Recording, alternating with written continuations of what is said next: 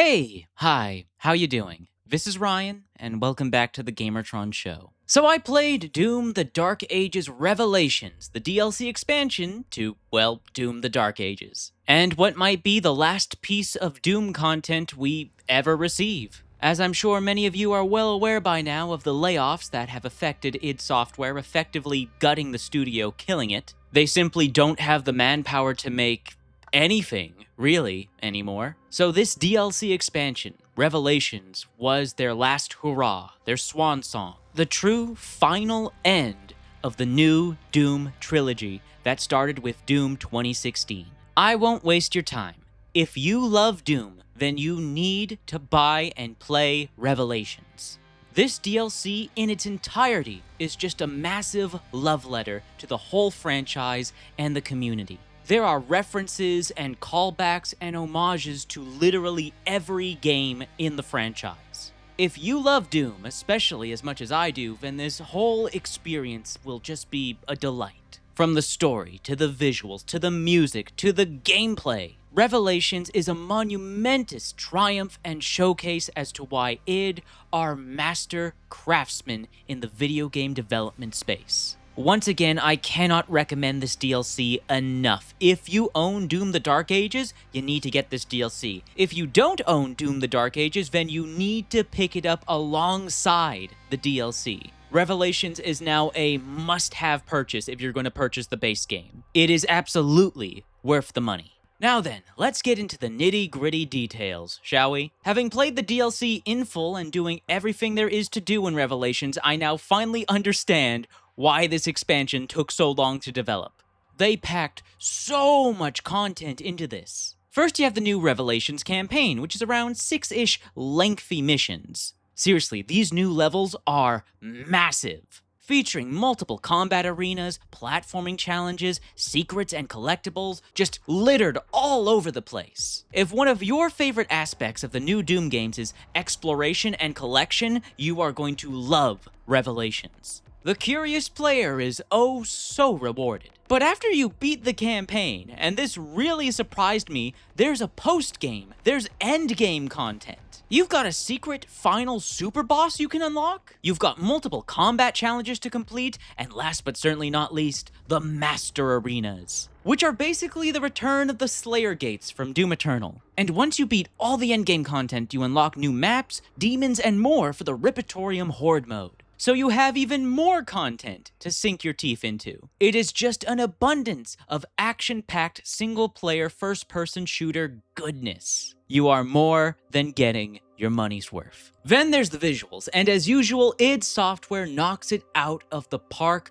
Their art team is superhuman. I'm convinced they're using black magic or something to get visuals this good. The environmental details, the skyboxes, everything is just so grand and epic. It just makes you, as the player from your first-person perspective, feel so small. Again, cannot praise id Software's art team enough. What they did with Doom Eternal's environments was already incredible, and then they upped their game in the Ancient Gods DLCs, and then they went absolutely bonkers with the Dark Ages, and now with Revelations, they once again are giving it their all, their whole creative self, into bringing these fantastical, awe-inspiring environments to life. Then there's the music, and oh my god, finishing move, heard y'all talking shit? So they stepped up their motherfucking game. The soundtrack this time around is really good. I'm talking it's competing with Mick Gordon and Andrew Hulshult. Have a listen.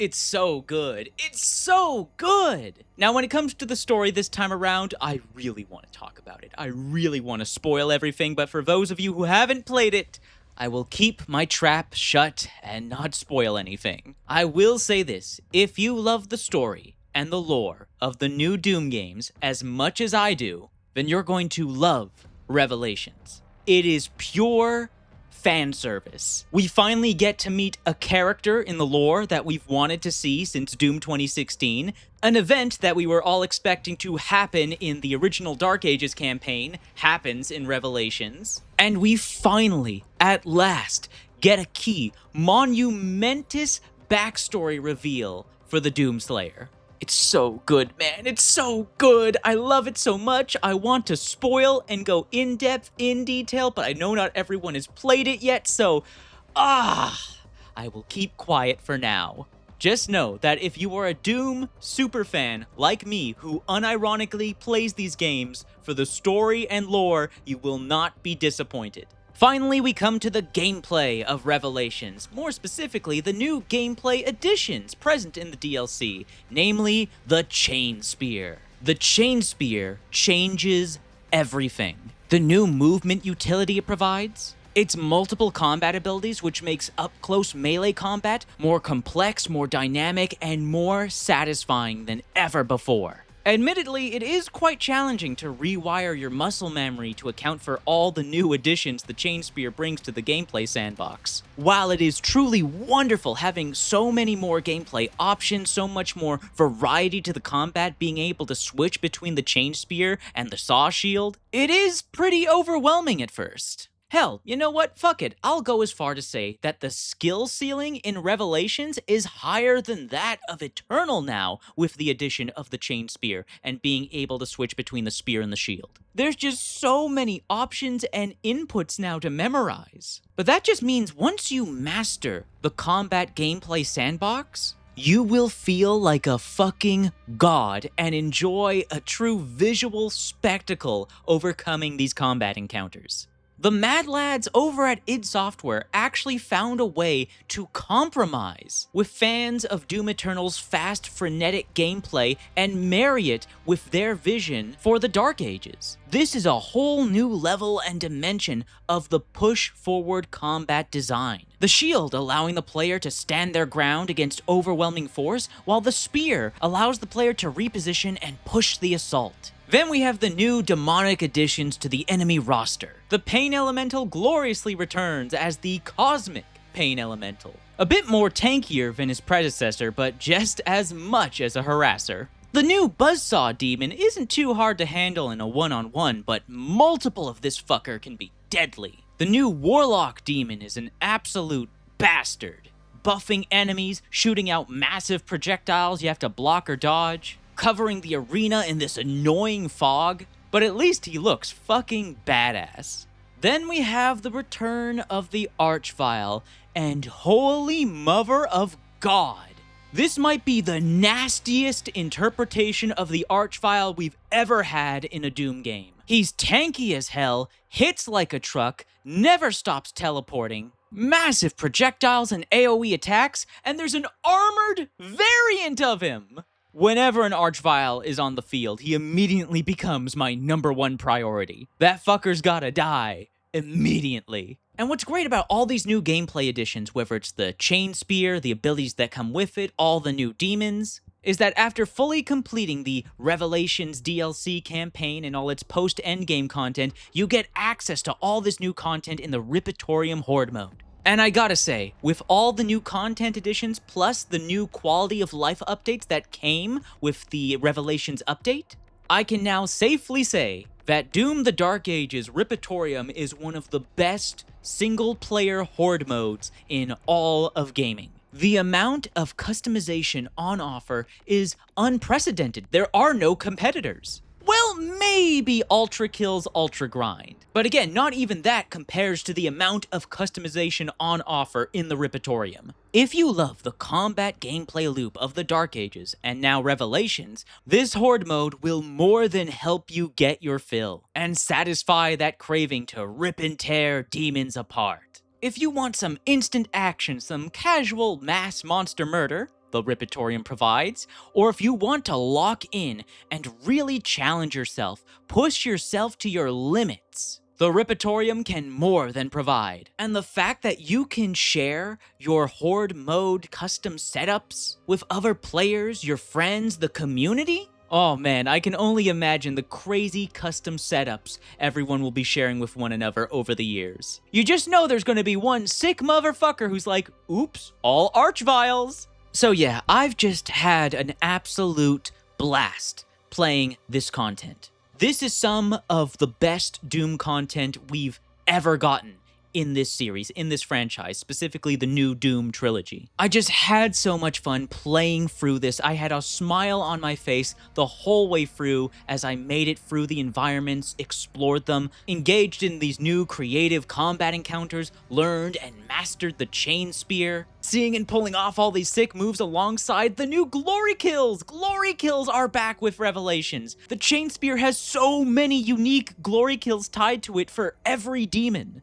God, I sound like a broken record, but I just had so much fun playing Revelations. So if this really truly is the end of Doom, the last piece of Doom content we will ever see from id Software, well, the series went out on a spectacular high note. The new Doom trilogy, Doom 2016, Doom Eternal, Doom the Dark Ages, has more than established itself as one of the best first-person shooter trilogies of all time. It's been an honor and a privilege and a delight to experience these games and share my passion for them with all of you. How lucky were we to get this trilogy? To get free, great games in a row. No duds, no letdowns. They respected the source material and the community. They frequently listened to fan feedback and gave the fans what they asked for. And all three of these games are just so replayable, they're timeless, and they're just so jam-packed with content. You could play all three of them for hundreds of hours.